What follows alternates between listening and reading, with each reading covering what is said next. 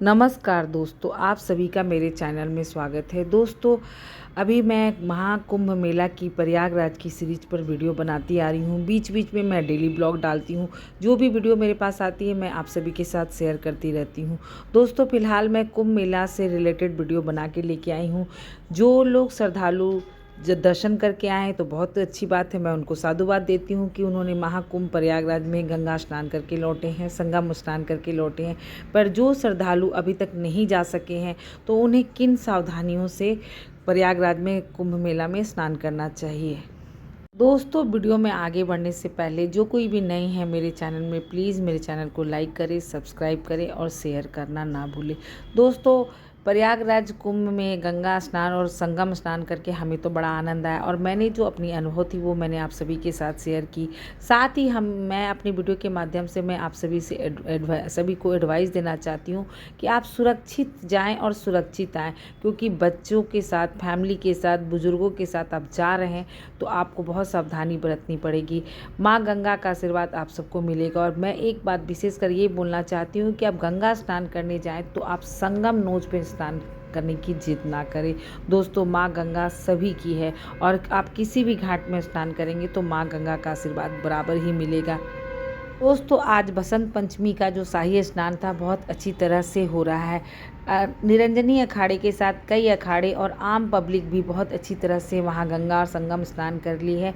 जहाँ तक मेरी जानकारी है, माननीय मुख्यमंत्री योगी जी भी वहाँ प्रयागराज में विद्यमान हैं और इस मेले की गतिविधि पर पूरी नज़र रखे हैं। प्रशासन ने अपनी तरफ से बहुत अच्छी तैयारी की है।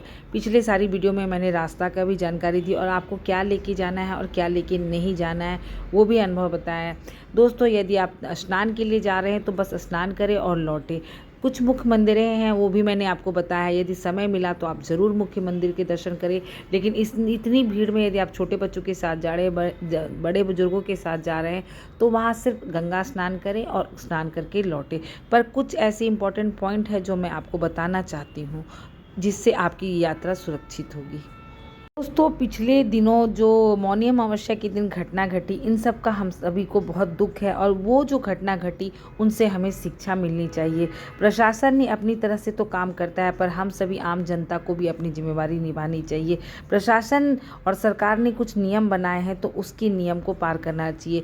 कुछ ऐसे लोग हैं जो हमारी जनता में हैं जो शॉर्टकट का रास्ता बहुत अपनाते हैं। मान लीजिए आप गंगा स्नान के लिए जा रहे हैं, भारत सरकार ने वहाँ बैरिकेड लगाया है, तो क्या करते हैं वो लोग जल्दीबाजी में शॉर्टकट का रास्ता अपनाते हैं। वो जो लाइन बनी है उसे तोड़ फोड़ के जाते हैं, धक्का मुक्की करते हैं। एक धक्का मुक्की करता है तो उस पर दूसरा गिरता है, फिर उस पर तीसरा गिरता है और एक दूसरे पे गिरते हैं तो कोई घटना घट जाता है। तो बहुत हद तक तो हम जनता ही जिम्मेवार है इस घटना के लिए। वहाँ चारों तरफ सीसीटीवी कैमरा लगा है, आप ध्यान से जाएं और ध्यान से आएँ। सबसे पहले तो आप लगेज कम रखें और संगम में नहाने की जिद बिल्कुल ना करें। यदि आप स्नान करने जा रहे हैं तो 1 से 24 तक घाट बनी है। आप ये मत सोचें कि संगम नोच पे नहाएंगे तो हमें वही पुण्य मिलेगा। नहीं, ऐसी बात नहीं है। आपको जो गंगा नदी, जो भी घाट आपके सामने मिल रही है आप उसी पे स्नान कर ले, क्योंकि साधु संतों ने ये कहा है कि जो अमृत वर्षा होती है कुंभ के मेले के दौरान जो गंगा नदी में, तो उसका पुण्य सभी को मिलेगा। यदि आप सच्चे मन से गंगा में स्नान कर रहे हैं, स्वच्छ दिल और पूर्ण समर्पण भाव से स्नान कर रहे हैं तो आपको ज़रूर पुण्य की प्राप्ति होगी। वो मन में अवधारणा होती है ना कि हम गंगा में नहा रहे हैं या हम संगम पे नहा रहे हैं तभी मुझे मोक्ष मिलेगा, ऐसा बात नहीं है। दोस्तों, आप मन साफ रखें और दूसरे की मदद करें। यदि आप 3 दिन तक स्नान करते रहें तो दूसरे लोगों को कैसे मौका मिलेगा। तो इसलिए जितनी जल्दी हो गंगा में स्नान करें, मंत्रोच्चारण करें, पूजा पाठ करें और लोग वहाँ से आप निकल लें, ताकि आगे आने वाले श्रद्धालु को भी वो मौका मिले। इससे आप भी सुरक्षित रहेंगे और आपका गंगा स्नान भी सुरक्षित रहेगा। तो दोस्तों, आगे मैं कुछ और भी पॉइंट्स बताना चाहती हूँ कि क्या करना है। तो अब तक 2 से 3 शाही स्नान हो चुका है, जिसमें पूर्णिमा का स्नान था, पौष पूर्णिमा का स्नान था, मकर संक्रांति स्नान था, मौनी अमावस्या नहान था और साथ में बसंत पंचमी का स्नान। अब तक की शाही 4 स्नान हो चुकी है। अब आने वाले समय में 12 फरवरी को माघी पूर्णिमा का स्नान होगा, जिसमें 8 से 10 करोड़ के लोगों के आने की उम्मीद जताई जा रही है। प्रशासन अपनी तरफ से सारी व्यवस्था कर रही है, लेकिन मैं कुछ डेट आपको बताना चाहती हूँ, कृपया ध्यान से सुनें। यदि इस बात को ध्यान से सुनेंगे और मेरी वीडियो को एंड तक देखेंगे तो आप सही डेट सुरक्षित कर पाएंगे कि आपको कैसे प्लानिंग करना है। किसी भी चीज़ का प्लानिंग होता है, अभी तक आपने टिकट बस से, ट्रेन से जैसे भी ली है, तो मैं आपको डेट बताना चाहती हूँ कि यदि 12 फरवरी को माघी पूर्णिमा का स्नान है तो कभी भी आप 10 से 12 नहीं आए, 10, 11, 12, 13 तक भी नहीं आए। तो ये 3-4 डेट में नहीं है, 10, 11, 12, 13, क्योंकि 2 दिन पहले नहीं आना है, 2 दिन बाद नहीं आना है, उसके बाद आना है। उसके आगे वाले तिथि में महाशिवरात्रि का स्नान है, तो महाशिवरात्रि 26 को है, तो आप 24 तारीख के बाद बिल्कुल ना आए और 26 के 2 दिन बाद ना आए, मतलब 28 तारीख तक बिल्कुल ना आए। इस तरह की डेट को आप सही से निश्चय कर लेंगे कि भाई 26 को शिवरात्रि है तो उसके 4 दिन पहले ही हम आके नहा के चले जाएं, या माघी स्नान 12 फरवरी को है तो हम 10 तारीख के पहले स्नान कर लें, या फिर 12 तारीख के बाद 2 दिन बाद, क्योंकि उस दिन आपको और लंबा चलना पड़ेगा और इतनी भीड़ में ना तो आप स्नान कर पाएंगे, ना ही पूजा कर पाएंगे, ना ही साधु संतों के दर्शन कर पाएंगे। भीड़ भाड़ में बहुत दिक्कत होगी, तो आप शाही स्नान के दिन 2 दिन आगे 2 दिन पीछे बिल्कुल भी नहीं आए, क्योंकि इसमें आपको वहाँ पे इतनी ज़्यादा बैरिकेड लगा दी जाएगी कि 3 किलोमीटर की जगह 6 किलोमीटर आपको चलना पड़ेगा और शरीर बिल्कुल जवाब दे देता है। दोस्तों, मैं खुद भी मैंने अनुभव किया है कि बहुत लंबा चलना पड़ा, हालांकि मुझे ज़्यादा नहीं 3 से 4 किलोमीटर चलना पड़ा था जब मैं गई थी, लेकिन अब प्रशासन और लंबा रास्ता बना दिया है, तो अब जाना बहुत दिक्कत है। तो इसलिए मुख्य शाही स्नान के दिन बिल्कुल ना जाएं और जहाँ भी जो घाट मिले आप उसी घाट में स्नान करके निकल लें।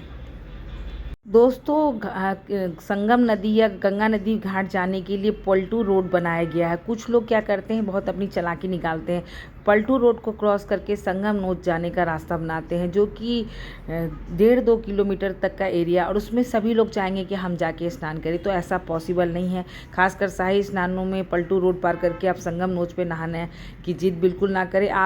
कुछ लोग क्या करते हैं कि रात में चले जाते हैं और रात में ही कंबल बिछा के वहाँ सो जाते हैं कि भाई रात में मैं चली जाऊँ, 12 तारीख को माघी पूर्णिमा का स्नान है तो मैं रात के 11 तारीख को ही मैं पहुँच जाऊँ रात में और वहाँ सो जाऊँ। पर ऐसा नहीं करना चाहिए, क्योंकि उस दिन की घटना सेम यही हुई थी कि कुछ लोग संगम नोच पर पहुँच गए थे और रात के 12 बजे अचानक से भीड़ बढ़ी, एक अफरा तफरी मच गई, एक दूसरे पे लोग गिर गए और कुछ लोग कुचल कर मर गए। तो ऐसा कुछ भी मत करें जिससे फिर से वो घटना दोहराई जाए।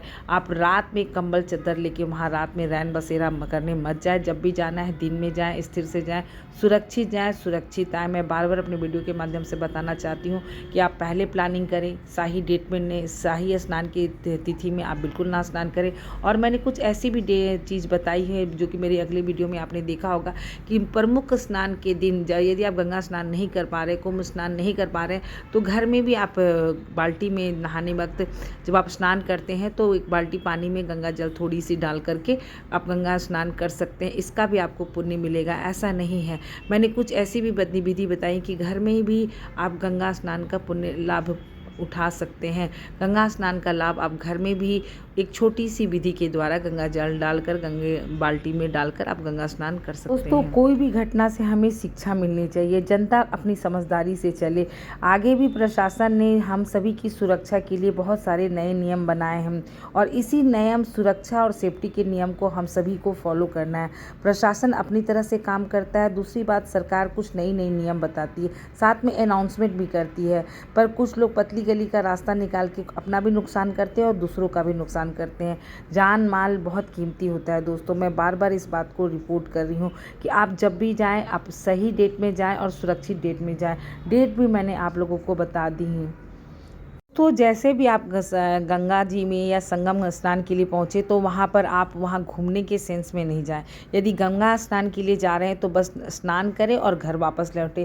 साथ में कुछ लोगों ने मुझसे ये सवाल पूछा कि भाई कोई भी घाट में जा रहे हैं तो क्या हम यदि स्नान कर रहे हैं तो क्या मुझे मोक्ष प्राप्ति मिलेगी? बिल्कुल मोक्ष प्राप्ति मिलेगी। यदि आप मोक्ष प्राप्ति के लिए जा रहे हैं तो आप बाद में भी कभी भी किसी पूर्णिमा में स्नान करें, लेकिन कुंभ की जो अमृत स्नान में जाना चाहते हैं तो आप किसी भी डेट में जाएँ, सामान्य पुण्य होता है। क्योंकि क्योंकि एक माँ का प्यार अपने बच्चों के लिए समान ही होता है, चाहे आप सामान्य दिन जाएं या फिर आप शाही स्नान के दिन जाएं, ऐसी कोई बात नहीं है। लेकिन कुंभ स्नान मिल रहा है, यही अपना परम सौभाग्य मानिए।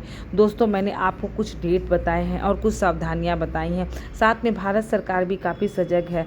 योगी जी खुद इस चीज़ पर निगरानी रख रहे हैं और साथ में वहाँ के प्रशासन कुछ नए कायदा कानून बना रहे हैं। साथ में रास्ते में 2 बैरिकेड लगाया गया है, एक तरफ जाने का रास्ता और एक तरफ आने का रास्ता है। तो भगदड़ मचने की कम ही स्थिति है और डरने वाली कोई बात भी नहीं है। दोस्तों, आप अफवाहों पे ध्यान ना दें और बिल्कुल आप अपने परिवार, बच्चे और बुजुर्गों के साथ जा रहे हैं तो सुरक्षित जाएँ और सुरक्षित आएँ।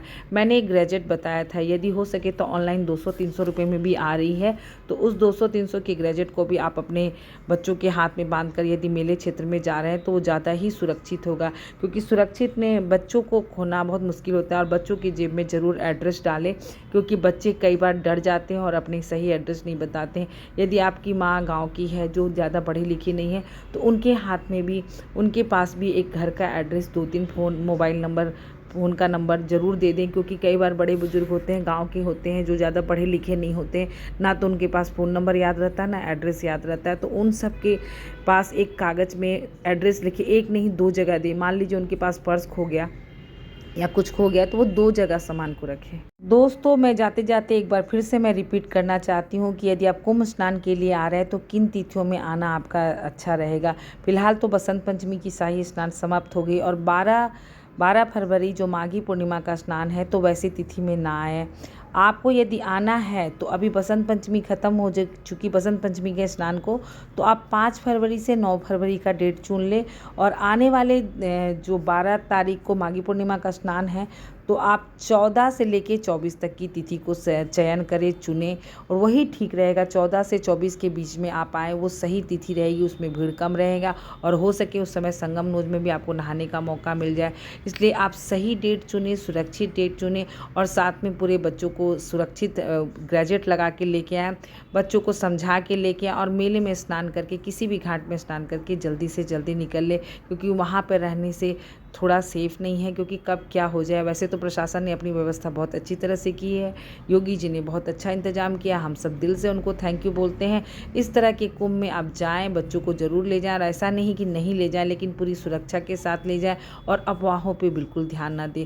तो दोस्तों, मैं अपनी ये सीरीज़ आगे भी बताती रहूँगी, साथ में मेरे डेली ब्लॉग भी मैं डालती रहती हूँ, कुछ पूजा पाठ होता है तो उसकी भी वीडियो डालती रहती हूँ, तो आप मेरी वीडियो को ज़रूर देखें। तो दोस्तों, मिलते हैं नेक्स्ट वीडियो में कुछ नई जानकारी के साथ। धन्यवाद दोस्तों, जय श्री राम दोस्तों।